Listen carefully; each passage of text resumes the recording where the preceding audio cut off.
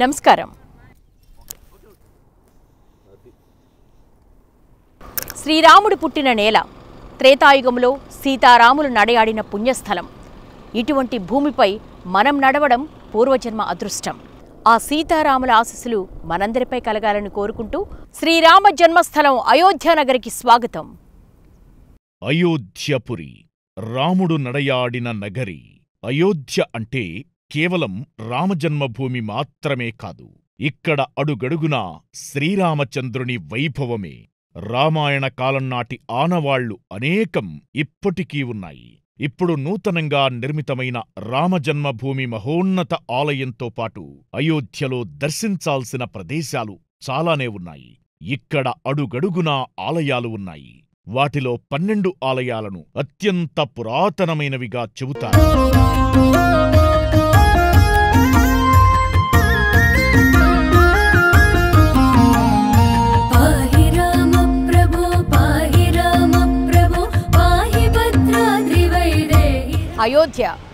అయోధ్య అంటే ఒక రామ మందిరమే కాదు. అయోధ్య అంటే కేవలం రామ జన్మభూమి మాత్రమే కాదు.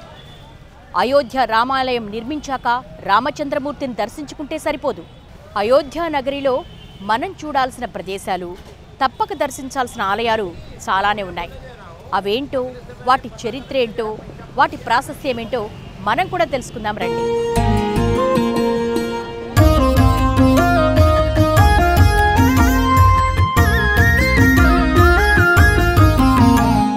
ఇదే లతా మంగేష్కర్ చౌక్. భారతదేశం గర్వించదగినటువంటి ప్రసిద్ధ గాయని పేరు మీద అయోధ్యలో ఒక చౌక్ను ఏర్పాటు చేశారు. ఇక్కడ సంగీతం, సాహిత్యాన్ని ప్రతిబింబించే విధంగా వీణా వాయిద్యాన్ని కూడా ఏర్పాటు చేశారు. ఈ చౌకును సందర్శించేందుకు అసంఖ్యాకంగా యాత్రికులు వస్తున్నారు.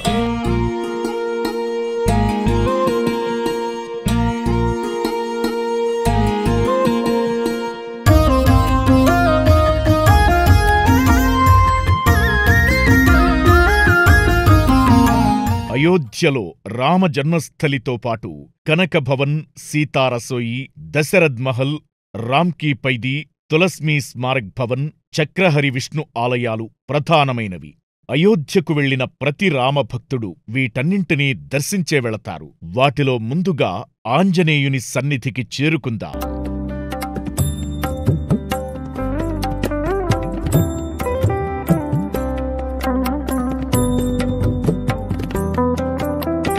అయోధ్యకొచ్చిన భక్తులు ఎవరైనా ముందుగా హనుమాన్ గడిని దర్శించుకుంటారు. శ్రీరాముడి వంటి దేవుడు, హనుమంతుడి వంటి బంటు ఉండరనేది లోకోక్తి. అందుకు సాక్ష్యంగానే అంజనీపుత్రుడు సీతారామచంద్రులను తన హృదయంలో లోకానికి చూపించారు.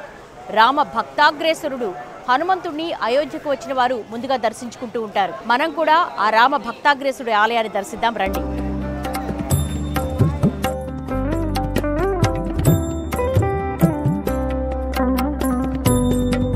హనుమాన్ ఘడి. రాముడు వంటి దేవుడు, హనుమంతుని వంటి బంటు లేరని లోకోక్తి. అందుకు సాక్ష్యంగానే అంజనీపుత్రుడు తన హృదయంలోనే సీతారామచంద్రులు కొలువై ఉన్నారని లోకానికి చాటాడు. రాముడు ఎక్కడుంటే తాను అక్కడే ఉంటానని నిరూపిస్తాడు. అయోధ్యకు వచ్చిన వారెవరైనా ముందుగా శ్రీరామచంద్రుని పరమభక్తుడు హనుమంతుడినే దర్శించుకుంటారు. ఇప్పుడు నిర్మితమైన ప్రధానాలయానికి అతి సమీపంలో హనుమాన్ ఘరీ ఉంది. అంటే హనుమంతుని ఇల్లు అని అర్థం. లంకా విజయం తరువాత రాములవారి పట్టాభిషేకానికి వచ్చిన వానరులందరూ తిరిగి వెళ్ళిపోగా హనుమంతుడు మాత్రం ఇక్కడే ఉండిపోయాడు. ఒక చిన్న కొండను ఆవాసంగా చేసుకుని నివసించాడు. ఆ చిన్న కొండే హనుమాన్ ఘరీ. ఇతర ఆలయాలకు భిన్నంగా ఇక్కడ ఆంజనేయుడు అంజనీపుత్రుడిగా కనిపిస్తాడు.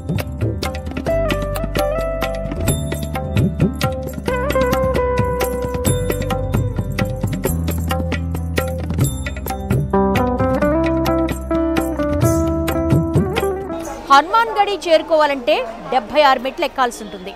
ఇదొక గుహలాంటి ఆలయం.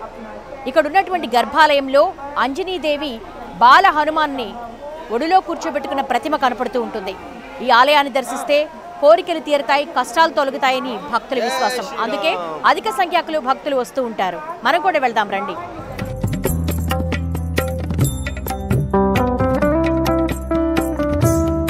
76 మెట్లున్న ఈ చిన్న మట్టి దిబ్బ కూడా రామాలయ ఉద్యమ కేంద్రంగా విలసిల్లింది. నలుమూలలా కోట బురుజులతో ఉన్న గుహాలయంలో అంజనీదేవి బాలహనుమంతుడిని తన ఒడిలో కూర్చోబెట్టుకుని దర్శనమిస్తుంది.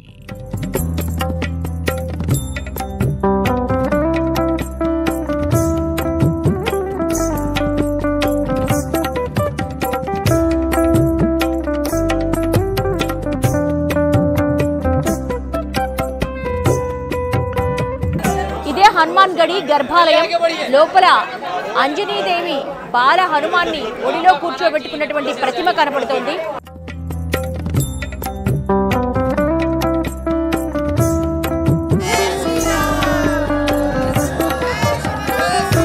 చరిత్రకారుల ప్రకారం ఈ ఆలయం 10వ శతాబ్దంలో కూల్చివేతకు గురైనా భక్తులు మళ్లీ నిర్మించుకున్నారు. పాత విగ్రహంతో పాటు నూతన విగ్రహాన్ని ప్రతిష్ఠించుకున్నారు. ఈ రెండింటినీ గర్భాలయంలో దర్శించవచ్చు. ఇక్కడే ఉన్న శ్రీ సీతారామ మందిరంలో సీతారామచంద్రుడు, సోదరుడు లక్ష్మణస్వామి భక్తులకు దర్శనమిస్తారు.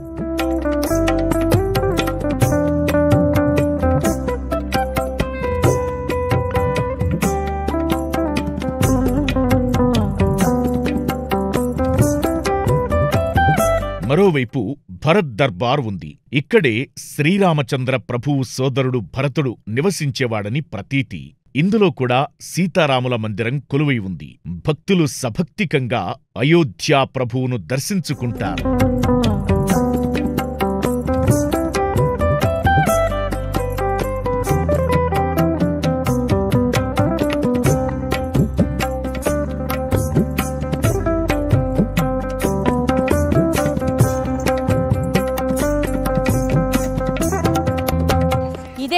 దశరథ్ మహల్ నగరం నడిబొడ్డున ఉంది. హనుమాన్ గడికి కూతవేడు దూరంలో ఉంది. శ్రీరాముడి తండ్రి అయిన దశరథుడి అసలైన రాజమందిరం ఉన్న చోటే ఈ భవనాన్ని నిర్మించారని ప్రతీతి. రండి మనం కూడా దర్శించుకుందాం.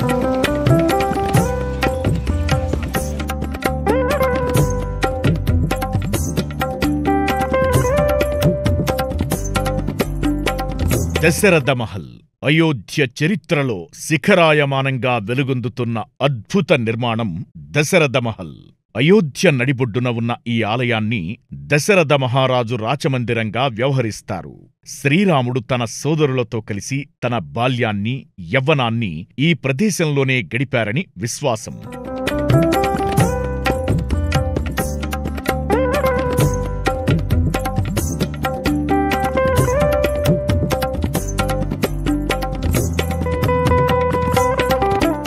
ఈ ఆలయంలోకి ప్రవేశించగానే ఒక ఆధ్యాత్మిక పరిమళం ఆవహించినట్లుగా ఉంటుందని భక్తులు విశ్వసిస్తూ ఉంటారు. అంతేకాకుండా శ్రీరాముడు నివసించిన ప్రదేశం కాబట్టి అసంఖ్యాకంగా భక్తజనం ఇక్కడికి తరలి వచ్చి దర్శించుకుంటూ ఉంటారు.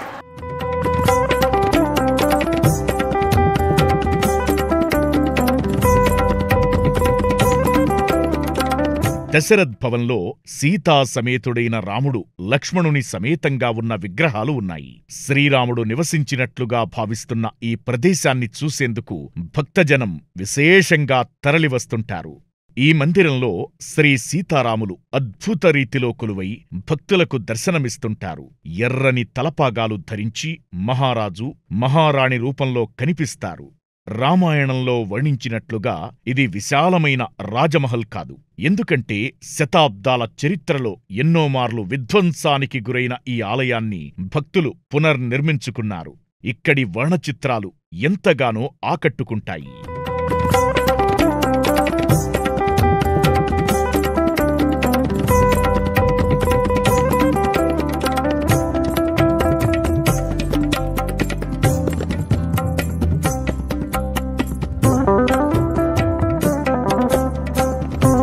అతి ప్రాచీనమైనటువంటి రాజద్వార భవనం.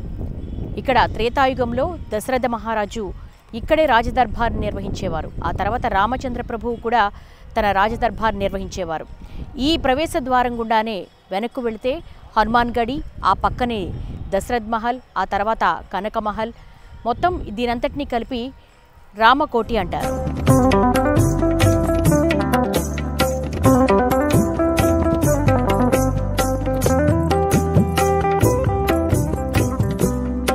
దశరథ మహల్కు కుడివైపున కైకేయి భవన్, దానికి సమీపంలో కౌసల్యాదేవి మందిరం, అక్కడికి కొంత దూరంలో హనుమాన్ మందిరం ఉన్నాయి. ఈ ప్రాంతానికి ఎదురుగా కొంత దూరంలో ప్రాచీన్ రాజ్ద్వారం ఉంది. త్రేతాయుగంలో ఈ ప్రాంగణమంతా ఒక వలయంగా ఉండేది. ఈ వలయంలోనే ప్రధాన మందిరాలు ఉండేవి. ఈ ప్రాంతాన్ని రామ్కోట్ అని పిలిచేవాళ్లు. ఈ మందిరాలకు ప్రాచీన్ రాజ్ దర్బార్ ద్వారం నుంచే ప్రవేశించేవాళ్లు. అంటే ఇదే పూర్వపు అయోధ్య మందిరానికి మహాద్వారం.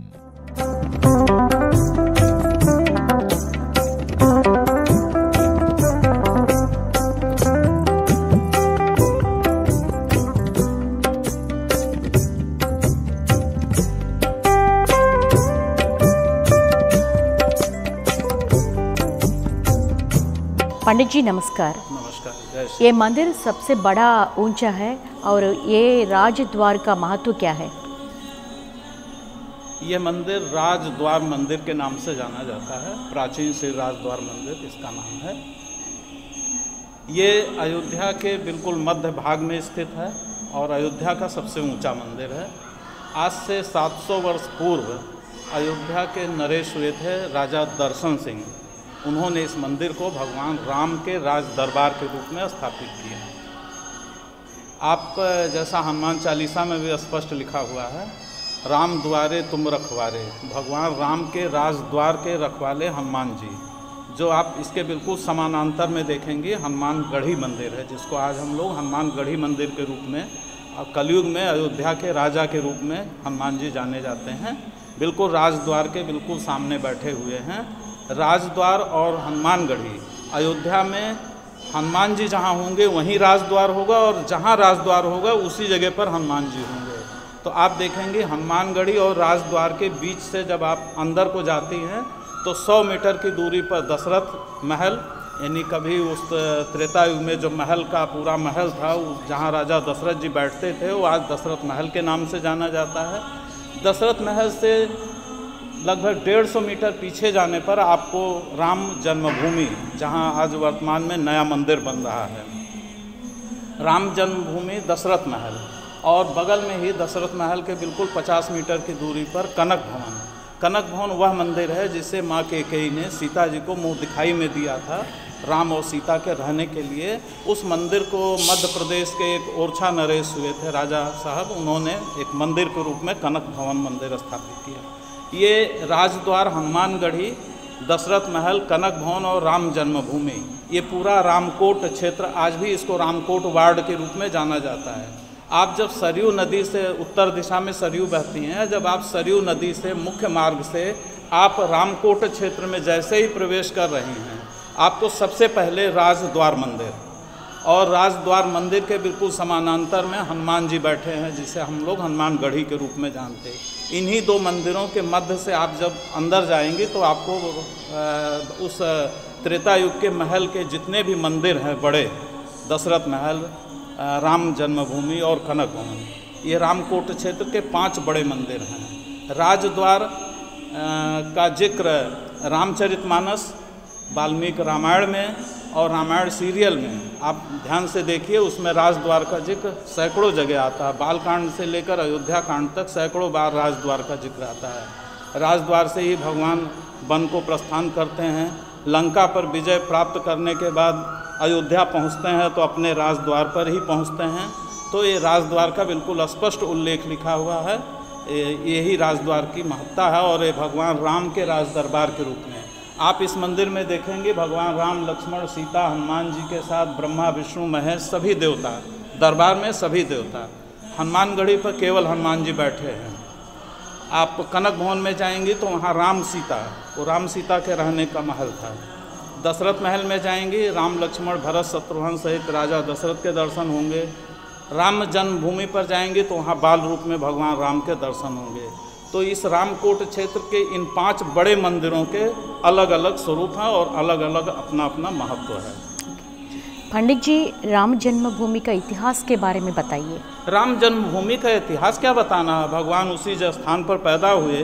कभी वो त्रेतायुग में इस पूरे महल का कौशल्या भवन रहा होगा जहाँ भगवान पैदा हुए, वहाँ पर बाद में एक मंदिर के रूप में राम जन्मभूमि मंदिर बना, जिसे 1527 में बाबर ने तोड़कर मस्जिद बनवा दिया था।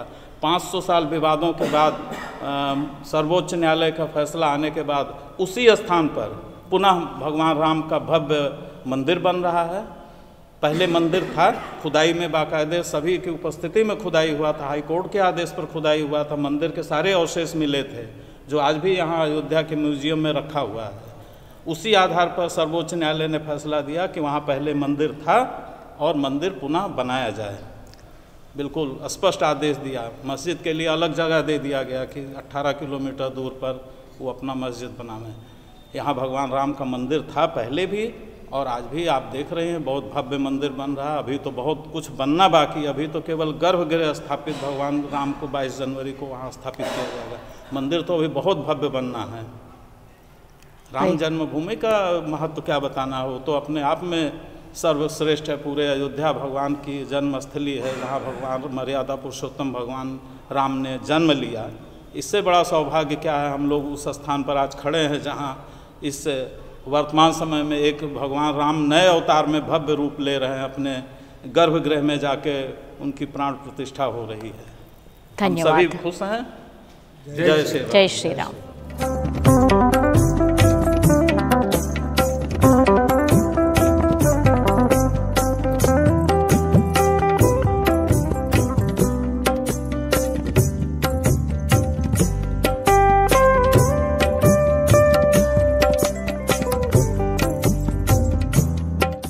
లోక కళ్యాణకారకుడైనటువంటి జగదభిరాముడు సీతమ్మ తల్లి వివాహానంతరం అయోధ్యకు చేరుకున్నారు. ఈ సందర్భంగా నవవధువైనటువంటి సీతమ్మ తల్లికి దశరథుని ముద్దును భార్య అయినటువంటి కైకేయి ఒక భవనాన్ని కానుగ్గా ఇచ్చింది. ఆ భవనమే కనక్ భవన్. ప్రస్తుతం ఈ కనక్ భవన్ని అసంఖ్యాకంగా పర్యాటకులు విచ్చేసి దర్శించుకుంటున్నారు.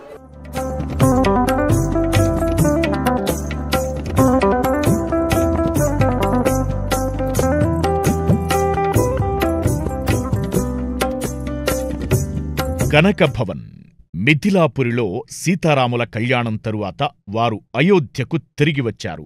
ఆ సమయంలో నూతన వధూవరులకు మహారాణి కైకేయి ఓ అందమైన భవనాన్ని కానుకగా ఇచ్చింది. బంగారు కాంతితో మెరిసిపోయే ఆ భవనాన్ని కనక్ భవన్ అనేవారు. మొఘల్ పాలకుల దండయాత్రలో అసలైన కనక భవన్ ధ్వంసం కాగా 1891లో మధ్యప్రదేశ్లోని ఓర్చా వంశానికి చెందిన రాజా వృషభాను కున్వారి పునర్నిర్మించాడు. ఇప్పుడైతే నూతన ఆలయం పూర్తయింది కాని ఎన్నో దశాబ్దాలుగా ఈ ఆలయమే శ్రీరామనవమి వేడుకలకు ప్రధాన వేదిక. రామనవమి రోజున మధ్యాహ్నవేళలో కనకభవన్లో జరిగే హారతి కార్యక్రమాన్ని దర్శించడానికి లక్షలాది భక్తులు తరలివస్తారు.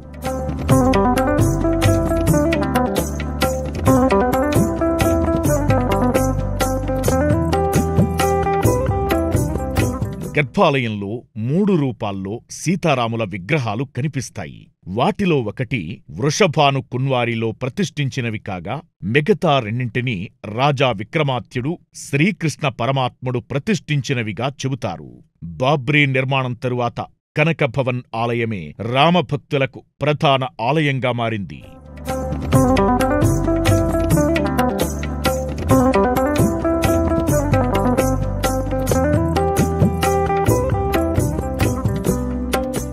అయోధ్యలోనే వాల్మీకి మందిరాన్ని నిర్మించారు.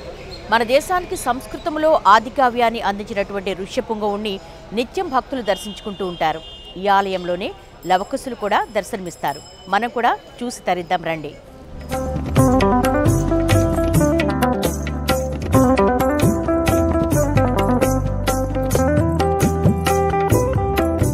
వాల్మీకి భవన్ అద్భుత శ్వేత విహంగం నేలపైకి వాలిందా అన్నట్టుగా వాల్మీకి భవనం కనిపిస్తుంది.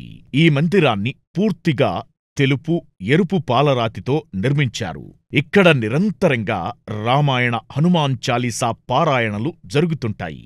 ఒకేసారి 5000 మంది భక్తులు ఈ భవనంలో కూర్చునే విధంగా ఆధునీకరించారు.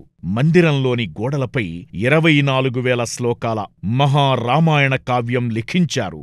రామాయణంలోని అద్భుత ఘట్టాలను గోడలపై వర్ణశోభితంగా చిత్రించారు.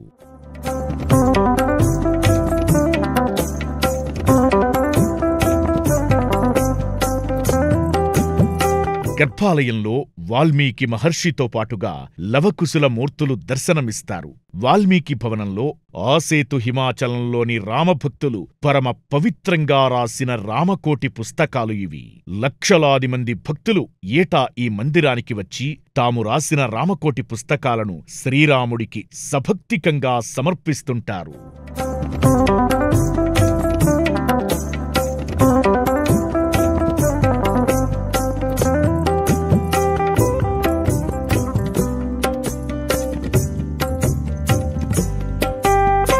మరోవైపు హనుమాన్ మందిరం విరాజమానమవుతుంది.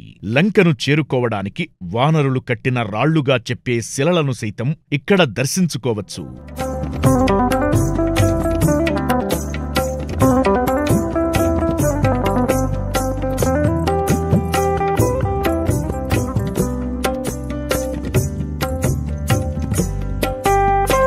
కాలారాం టెంపుల్. భక్తజనకోటి వత్సలుడు, ఆశ్రితజన రక్షకుడు శ్రీరాముడు. ఆ కోదండరాముడు ఇక్కడి ఒక ఆలయంలో కాలారాముడిగా కొలువై భక్తులకు దర్శనమిస్తాడు. బాబర్ కాలంలో అనేక ఆలయాలు ధ్వంసం కాగా వాటిలో ఒక విగ్రహాన్ని కాపాడేందుకు శ్యామనంద్ సరస్వతి అనే సాధువు సరయూ నదిలో విసిరివేశాడు. సుమారు 2 శతాబ్దాల తరువాత 1748లో ఆ విగ్రహాలు సరయూ నదిలో లభించగా వాటికి ప్రత్యేక మందిరాన్ని నిర్మించారు.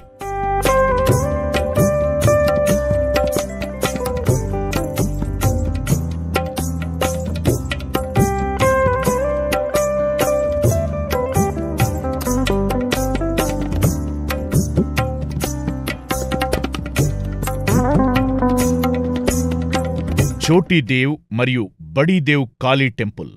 అయోధ్యలో ఎన్నో మహిమాన్విత దేవీ ఆలయాలు కొలువై ఉన్నాయి. వాటిలో ప్రధానమైనది నయాఘాట్ వద్ద ఉన్న చోటీదేవ్ కాళీ ఆలయం. శ్రీరామచంద్రుడితో వివాహమైన తరువాత తన దగ్గర ఉన్న గిరిజాదేవి అమ్మవారి విగ్రహాన్ని సీతమ్మ అయోధ్యకు తీసుకుని వచ్చింది. ఆ విగ్రహానికి తగినట్టుగా దశరథ మహారాజు భారీ ఆలయాన్ని నిర్మించినట్టుగా పురాణగాథ. అదే చోటీదేవ్ కాళీ ఆలయంగా ప్రసిద్ధిగాంచింది. జానకీమాత నిత్యం ఈ ఆలయానికి వచ్చి అమ్మవారిని పూజించేదని భక్తుల విశ్వాసం.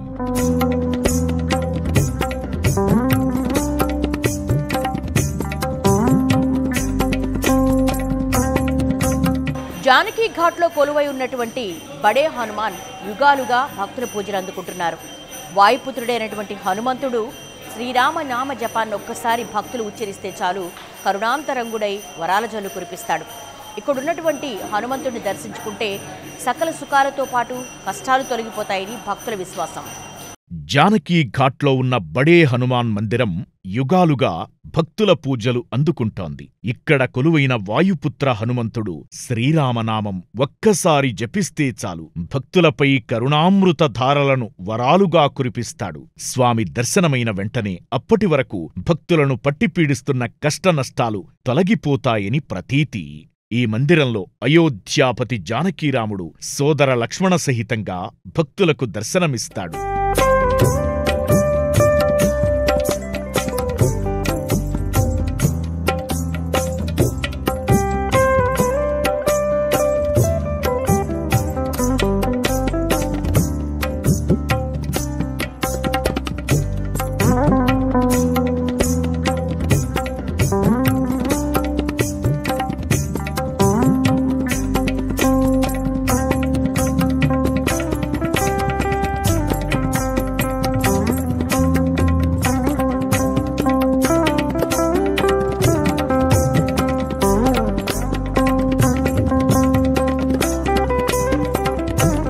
చూశారు కదా అయోధ్య రామనగరిలోని ఆలయాల ఆధ్యాత్మిక శోభను. నమస్కారం.